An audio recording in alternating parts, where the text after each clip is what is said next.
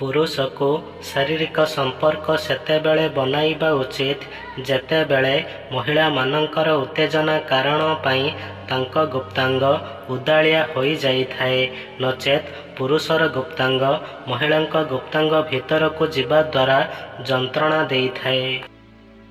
बिछण उपरे महिला आपणक पानी सेतेबेले पीइथाए जेतेबेले तांकर आपणक उपरे निज ठारू भी अधिक विश्वास थाए। सफलता रास्तारे आपणक हाथ धरिथिबा लोकंको कम और आपणक पाद टाणुथिबा लोकंको अधिक पाइबे। निजको समय दियंतु आपणकर प्रथम आवश्यक आपण निजे ही अटंती।